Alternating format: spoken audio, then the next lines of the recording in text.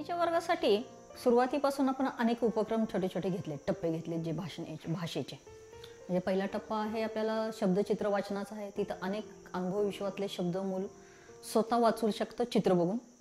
अशा शब्दांचा संग्रह शिक्षकांच्याकडे स्वतंत्र असला पाहिजे.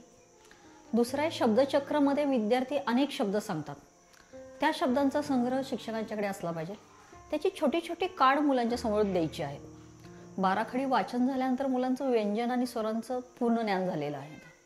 आता ह्या ज्ञान झालं की नाही, मूल प्रभुत्व पातळीवर पोहोचलं की नाही, त्या शब्दोच्चारांचा सराव मेंदूमध्ये झालाय की नाही हे आपल्याला पाहायचं असेल.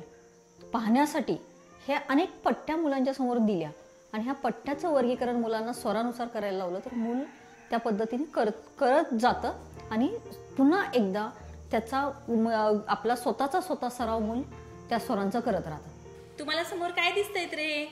बॉक्स आहे आणि या ठिकाणी आपण काय ठेवलेलं आहे?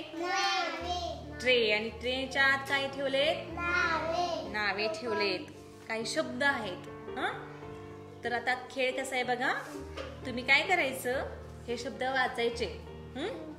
मी एक एक शब्द तुम्हाला दाखवणार आहे. तुम्ही तो शब्द वाचायचा, नीट समजून घ्यायचा. आणि तो या ठिकाणी बॉक्स ठेवलेत मी 5. मग हा पहिला बॉक्स आहे आचा बॉक्स, याच्यामध्ये आचे शब्द आहेत. हा दुसरा बॉक्स आहे ऊचा, याच्यामध्ये ऊचे शब्द आहेत.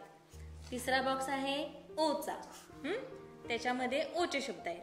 चौथा बॉक्स आहे औचा, त्याच्यामध्ये औचे शब्द आहेत. आणि शेवटचा 5वा बॉक्स आपण ठेवलेला आहे अमचा, म्हणजे त्याच्यामध्ये अम असलेले असे शब्द आहेत. कोणता? बोलणे. शब्द कोणता आहे? बोलणे. पहिला शब्द बोलणे आलाय, हो की नाही? मग आता बोलणे हा शब्द सुमित सांगणार आहे. सांग सुमित, कुठल्या बॉक्स मध्ये जाणार आहे? बाकी तुम्ही सांगायचं नाही. सुमित सांग बघू, कोणत्या बॉक्स मध्ये जाणार? ह्याच्यामध्ये सुरुवातीला आपण मुलांनी आतापर्यंत पाहिलेले वाचलेले अनेक शब्द मुलांच्या समोर असतील. ते शब्द वाचून मूल वर्गीकरण करायला शिकेल. आणि दुसऱ्या टप्प्यामध्ये मूल असं असेल की जे शब्द मुलांनी वाचलेले नाहीत, जे शब्द त्याच्या अनुभव विश्वातले नाहीत, असे शब्द दुसऱ्या टप्प्यामध्ये मुलांच्या समोर असतील. अशा शब्दांचंही वर्गीकरण मूल सहजतेनं करू शकेल, कारण पहिल्यांदा त्याने तशा पद्धतीच्या अनुभव विश्वातल्या शब्दांचं वर्गीकरण केलेलं आहे. आता हा कोणता शब्द आहे? शौकत. परत एकदा म्हणा बघू. शौकत. मग शौकत शब्द कोणत्या बॉक्स मध्ये जाईल? औच्या. का बरे?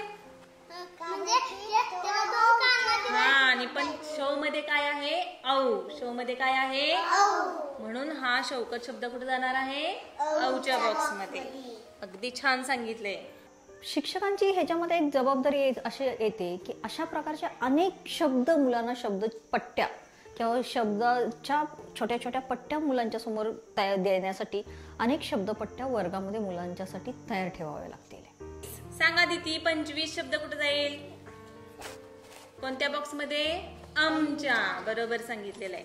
धर टाक.